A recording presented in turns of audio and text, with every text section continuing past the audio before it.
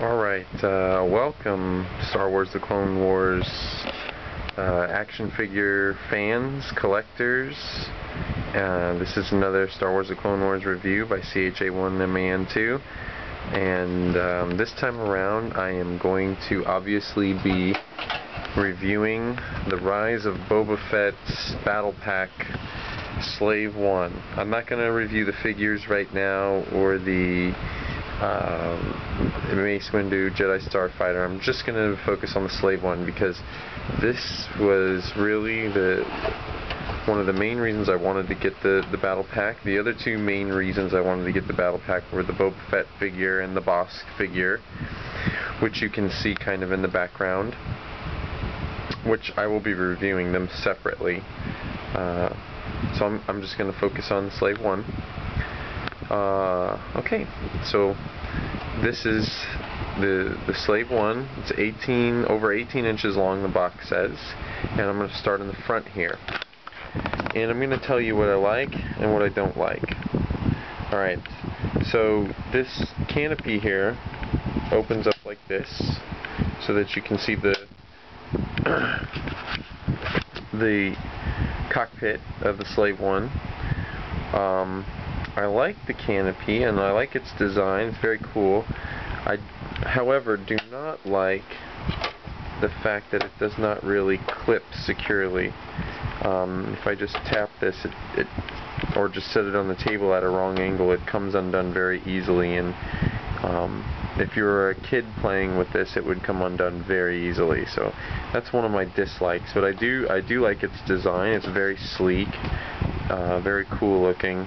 The paint on this thing is gorgeous. It's pre-weathered. You don't have to do anything as far as weathering goes.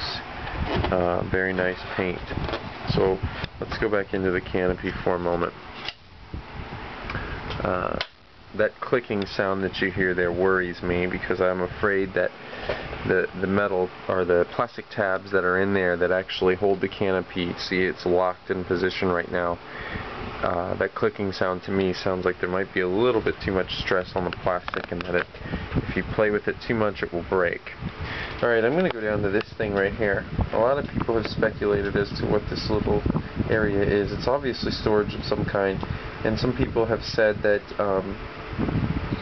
it is for the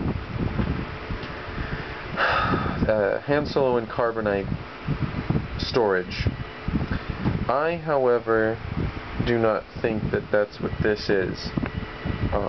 I think that this is where you're supposed to put Commander Pons after he's been shot dead by Aurra Sing, and as he is waiting to be ejected. If you watch Star Wars: The Clone Wars Season 2, the Boba Fett trilogy, you will remember that Aurra Sing, Boba Fett, Bosk, they take one of the admirals, I can't remember, the guy with the Scottish accent or Irish accent, whichever one it is, Commander Pons, and another clone in admiral type uniform, like a captain or whatever.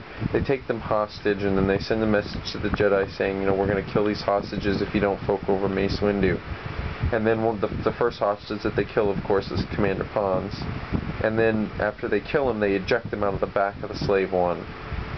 And if you notice, this part is really right over the part of the Slave 1 where he's ejected from, which is about in here. The other reason why I think that this is not for Han Solo and Carbonite storage is because I have the old Power of the Force 2 Han Solo and Carbonite, and as you can see, it does not fit. Now I understand that I've heard rumors that there is a new Han Solo and Carbonite figure set, I don't know exactly what, in the works, but obviously this one doesn't work. And this is 3 3/4 inch scale figure design. I don't know how they would make Han Solo and Carbonite much smaller than this. And this is a pretty darn good sculpt in my opinion. It's not the best toy ever made, but it works. So that's what I think about this. Whether that it is what I actually think or not is a different story. Okay, so let's move on. I want to move on to the actual cockpit, and I'll move in here. As you can see, if you look down, there are little clips here that actually hold the figures in place, and this thing is very flexible. So while it looks difficult to get those figures inside, you can move this middle piece and then it becomes very easy, and actually you can store the weapons down inside. It's very cool how they actually stand in there. You can see the control console is kind of poorly detailed.